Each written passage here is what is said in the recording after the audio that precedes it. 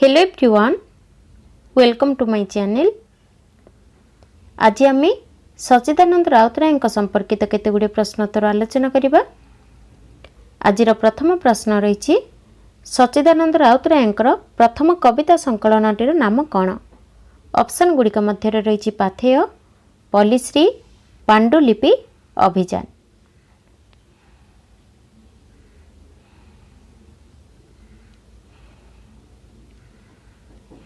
पाथेय होची सच्चिदानंद राउतराय प्रथम कविता संकलन, जार प्रकाश काल होची 1931 मसीहा।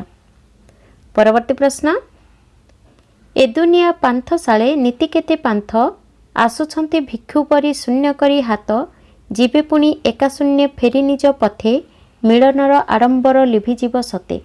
एही कवितांशरे क्यों भावधारा प्रकाश पाइछि? ऑप्शन गुड़िक मध्य रही वास्तववाद भावधारा, प्रगतिवादी भावधारा, रहस्यवादी भावधारा, रोमांटिक भावधारा।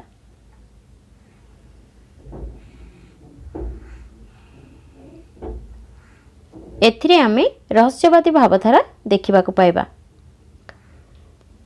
3 नंबर प्रश्न, सच्ची राउतराय केउ कविताटी रवींद्रनाथ नमस्कार कवितार छाया रचित?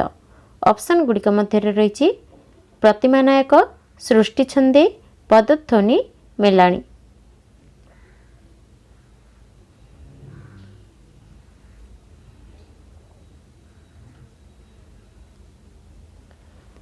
सच्चिदानंद राउतराय सृष्टि छंदे कविताटी रवींद्रनाथ नमस्कार कवितार छाया रचित, तेणु ऑप्शन बी हेब यार सठिक उत्तर।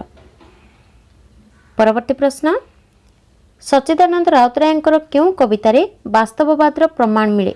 ऑप्शन गुड़िक मध्य रही हास्यतर्पण, धरणीदास, राजजेमा, बाजी राउत।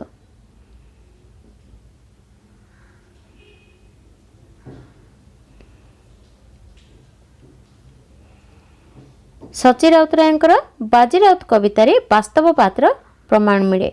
यही बाजी राउत कविताटी प्रथमे सहकार पत्रिकार प्रकाश पाइथिला, तेणु ऑप्शन डी हेब यार सठिक उत्तर।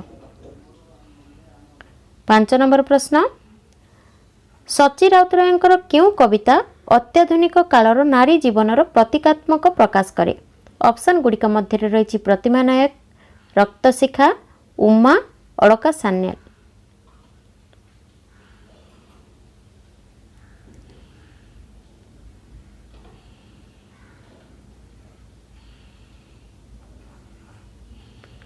प्रतिमा नायक कविताटी अत्याधुनिक कालर नारी जीवनर प्रतीकात्मक प्रकाश करे, तेणु ऑप्शन ए हेब यार सठिक उत्तर। ए प्रतिमा नायक कविताटी पांडुलिपि कविता संकलन रे स्थान पाइछि एवं एही कविताटी प्रथमे 1945 मसीह रे शंख पत्रिका प्रकाश पाइथिला। 6 नंबर प्रश्न, सच्ची राउतराय केउ कवितारे साम्यवादी चेतना को प्रतीकित करिसंती? ऑप्शन गुड़िक मध्य रही अलका सान्याल, झड़, प्रतिमा नायक, मेलाणी।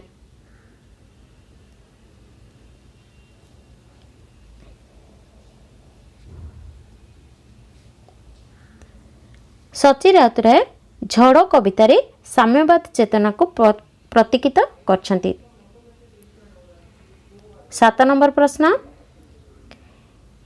केबे पल्लीश्री कविता संकलनटी प्रकाशित होइथिला? ऑप्शन गुड़िक मध्य रही 1933 मसीहा, 1937 मसीहा, 1941 मसीहा, 1945 मसीहा।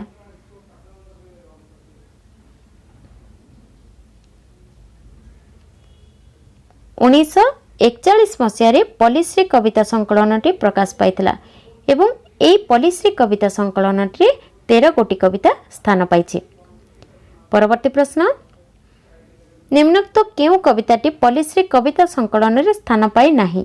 ऑप्शन गुड़िक मध्य रही पल्ली सकाळ, मेलाणी, मालुणी, पहिली रज।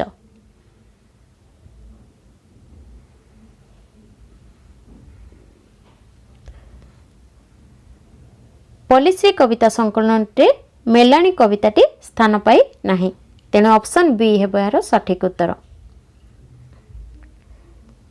9 नंबर प्रश्न, କରିବାକୁ ହେଲେ ଧନୀର ବିଧନ, ରକ୍ତ ତୁମର ଲୋଡ଼ା ଭଗବାନ, तुमरी कबर धनीर कबर मरण तुमर चाही भगवान अछ काहीं। ଏହି କବିତାଟି କେଉଁ କବିତା ଗ୍ରନ୍ଥରେ ସ୍ଥାନିତ? ଅପସନ୍ ଗୁଡ଼ିକ ମଧ୍ୟରେ ରହିଛି ପାଣ୍ଡୁଲିପି, ବାଜିରାଉତ, ଅଭିଯାନ, ପ୍ରତିମା ନାୟକ।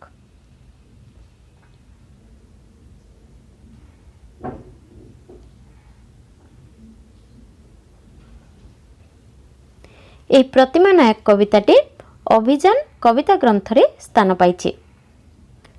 10 ନମ୍ବର ପ୍ରଶ୍ନ, ତୁମେ ଦେଖିଅଛ ଶିଳାରେ ତାର ତ ରମ୍ୟ କଳାର ରୂପ, ମୁଁ ଦେଖିଛି ତହିଁ କୋଟି କଙ୍କାଳ ଭଗ୍ନ ବୁକୁର ସ୍ତୂପ।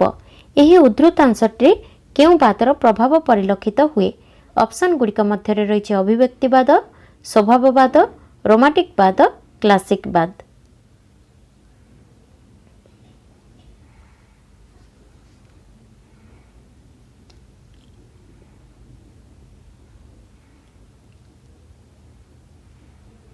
ଏଥିରେ ଅଭିବ୍ୟକ୍ତିବାଦ ଏବଂ ବାସ୍ତବବାଦର ଚିତ୍ର ଆମେ ଦେଖିବାକୁ ପାଇବା।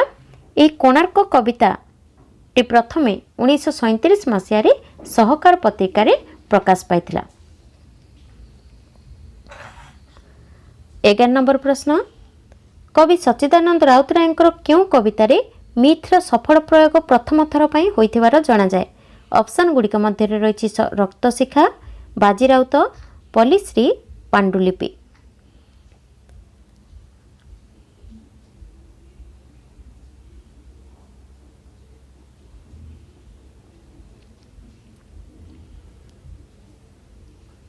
କବି ସଚ୍ଚିଦାନନ୍ଦ ରାଉତରାୟଙ୍କର ପାଣ୍ଡୁଲିପି କବିତା ସଂକଳନଟିରେ ପ୍ରଥମେ ମିଥ୍ର ସଫଳ ପ୍ରୟୋଗ ହୋଇଥିବାର ଦେଖିବାକୁ ମିଳେ। ତେଣୁ ଅପସନ୍ ଡି ହେବ ଏହାର ସଠିକ ଉତ୍ତର। 12 ନମ୍ବର ପ୍ରଶ୍ନ, ପାଣ୍ଡୁଲିପି କବିତା ସଂକଳନଟି କେବେ ପ୍ରକାଶିତ ହୋଇଥିଲା? ଅପସନ୍ ଗୁଡ଼ିକ ମଧ୍ୟରେ ରହିଛି 1945 ମସିହା, 1939 ମସିହା, 1947 ମସିହା, 1954 ମସିହା।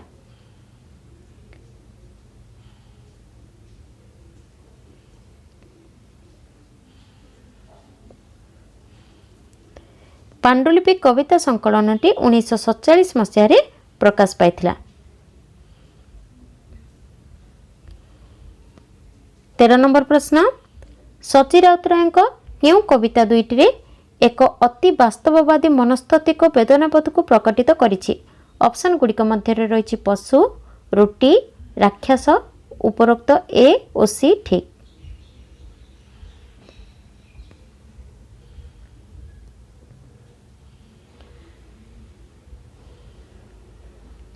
ସଚ୍ଚି ରାଉତରାୟଙ୍କର ପଶୁ ଏବଂ ରାକ୍ଷସ ଏହି କବିତା ଦୁଇଟିରେ ଅତି ବାସ୍ତବବାଦୀ ମନସ୍ତାତ୍ତ୍ୱିକ ବେଦନାବୋଧ ହିଁ ପ୍ରକଟିତ ହୋଇଛି।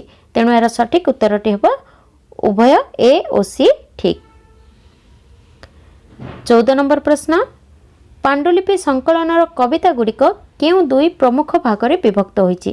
ଅପସନ୍ ଗୁଡ଼ିକ ମଧ୍ୟରେ ରହିଛି ନୀଳ ଓ ସବୁଜ, ଧୂସର ଓ ଲୋହିତ, ପୀତ ଓ କୃଷ୍ଣ, ଶ୍ଵେତ ଓ ଶ୍ୟାମଳ।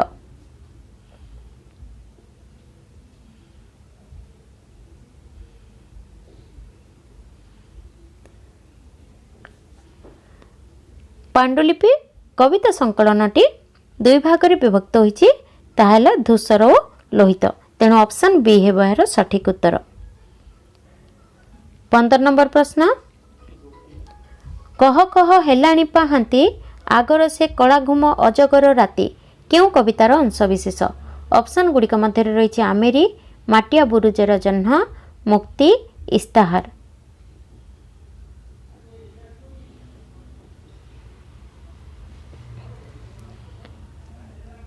ଏହା ହେଉଛି ମାଟିଆ ବୁରୁଜର ଜହ୍ନ କବିତାରୁ ଆନିତ। ଏହି କବିତାଟି ପ୍ରଥମେ 1946 ମସିହାରେ ଡଗର ପତ୍ରିକାରେ ପ୍ରକାଶ ପାଇଥିଲା। ଆମେରି କବିତାଟି 1945 ମସିହାରେ ଡଗର ପତ୍ରିକାରେ ପ୍ରଥମେ ପ୍ରକାଶିତ ହୋଇଥିଲା। ମୁକ୍ତି କବିତାଟି ପ୍ରଥମେ 1946 ମସିହାରେ ଶଙ୍ଖ ପତ୍ରିକାରେ ପ୍ରକାଶ ପାଇଥିଲା ଏବଂ ଇସ୍ତାହାର 1946 ମସିହାରେ ମୁକ୍ତିଯୁଦ୍ଧ ପତ୍ରିକାରେ ପ୍ରକାଶ ପାଇଥିଲା। 16 ନମ୍ବର ପ୍ରଶ୍ନ, କିଏ ସଚ୍ଚିଦାନନ୍ଦ ରାଉତରାୟଙ୍କ କବିତାକୁ ଘଡ଼ଘଡ଼ି କବିତା ବୋଲି କହିଛନ୍ତି? ଅପସନ୍ ଗୁଡ଼ିକ ମଧ୍ୟରେ ରହିଛି ଗୋପୀନାଥ ମହାନ୍ତି, ଶ୍ରୀ ପ୍ରାଣନାଥ ପଟ୍ଟନାୟକ, ବିନୋଦ ଚନ୍ଦ୍ର ନାୟକ, ରାଜକିଶୋର ରାୟ। एमानक मध्यरु किए सच्चिदानंद राउतराय कविता को घड़घड़ी कविता बोली कहिसंती।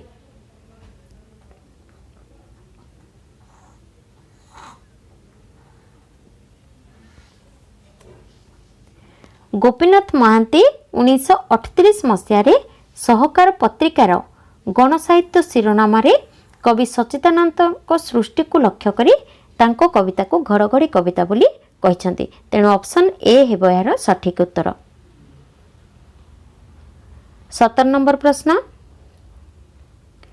तुमे मोर छपा बही जेतेबेले छुआ छुआ नुआ मनीषर छाती एई पृथ्वीर सब मनीष जाति तार प्रतिटी खबर और रूप पाए कवितारे मोर।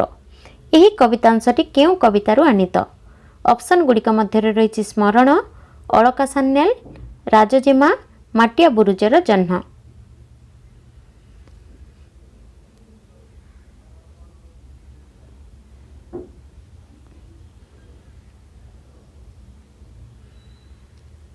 यह हेउची राजजेमा कवितार अंशविशेष।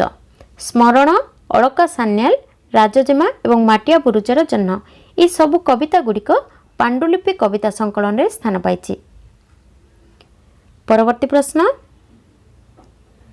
सची राउतराय क्यों कविता जीवनानंद दास को बनलता सेन कवितार छाया रचित? ऑप्शन गुड़िक मध्य रही प्रतिमा नायक, अलका सान्याल, स्मृति लेखा, नागकन्या।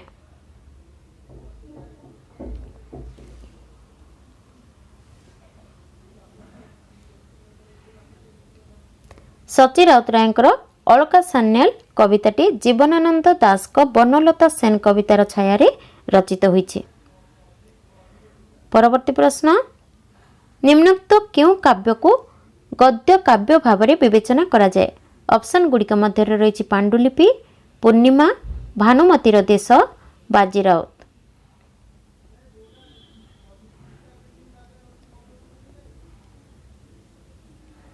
सची राउतराय भानुमतीर देश काव्यटी को गद्य काव्य भाव में विवेचना करा जाए। तेणु ऑप्शन सी हेबो यार सठिक उत्तर। 20 नंबर प्रश्न, निम्नोक्त मध्यरु केउटी सची राउतराय प्रथम कविता? ऑप्शन गुड़िक मध्य रही प्रतिमा नायक, बाजीराउत, वार्ता, पंचामृत।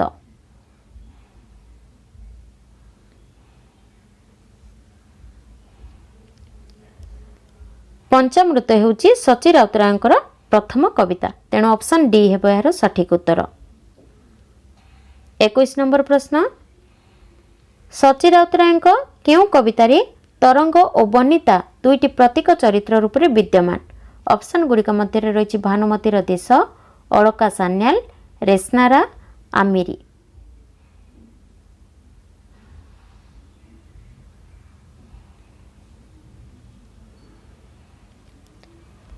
भानुमतीर देश कवितारे तरंग एवं बनिता ये दुईटी प्रतीक चरित्र रूप में विद्यमान। 22 नंबर प्रश्न, अभिज्ञान कविता संकलनटी केते गोटी कविता स्थान पाई? ऑप्शन गुड़िक मध्य रही 21, 22, 24, 26।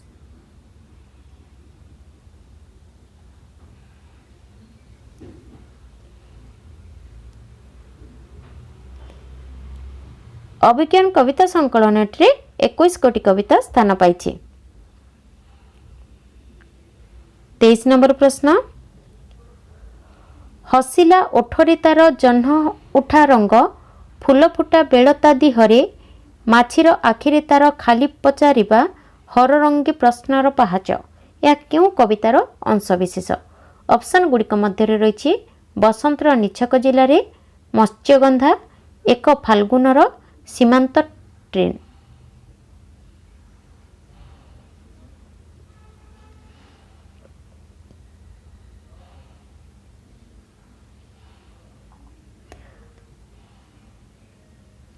यह हेउछि मत्स्यगंधा कवितार अंशविशेष।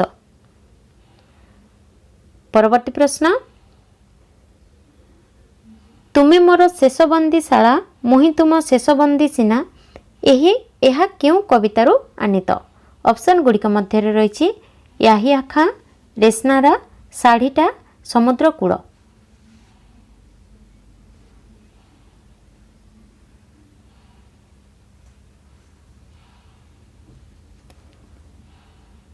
ଏହା ହେଉଛି ରେସ୍ନାର କବିତାର ଅଂଶବିଶେଷ। याहिया खाँ रेस्नारा शाढ़ीटा एवं समुद्रकूल ये समस्त कविता गुड़िक कविता 1971 कविता संकलन रे स्थान पाई एवं एक कविता 1971 कविता संकलन 40 कोटी कविता स्थानित। 25 नंबर प्रश्न सच्चिदानंद राउतराय केबे ज्ञानपीठ पुरस्कार लाभ करथिले? ऑप्शन गुड़िक मध्य रही 1963 मसीहा, 1965 मसीहा, 1986 मसीहा, 1988 मसीहा।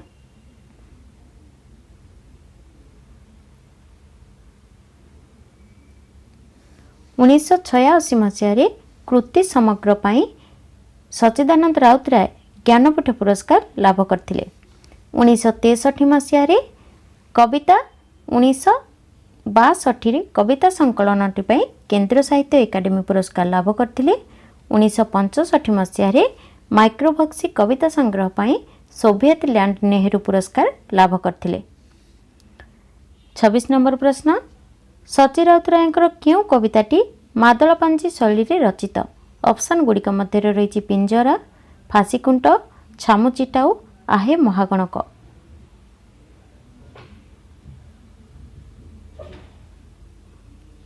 सची राउतरायଙ୍କର छामुचिटाऊ कविताटी मादलपांजी शैली रे रचित होईछि, तेणु ऑप्शन सी हेबो यार सठिक उत्तर।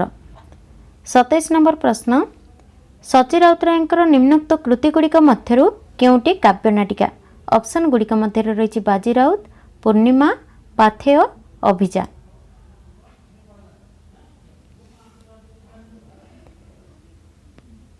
यार सठिक उत्तरटी होछि पूर्णिमा। मात्र 17 वर्ष बयस सच्चिदानंद राउतराय यही काव्य नाटिकाटी रचना करथिले, किंतु सबुज साहित्य समिति द्वारा यह 1933 मसीह प्रकाशित होइतिला। 28 नंबर प्रश्न सच्चिदानंद राउतराय केउं जुगर कवि मानकु पलायनपंथी एवं पद्मभूक भाव में दोषदृष्ट करछन्ति? ऑप्शन गुड़िक मध्य रही पंचसखा जुगर कवि मानकु, रीतिजुगीय कवि मानकु, सत्यवादी जुगीय कवि मानकु, सबुज जुगर कवि मानकु।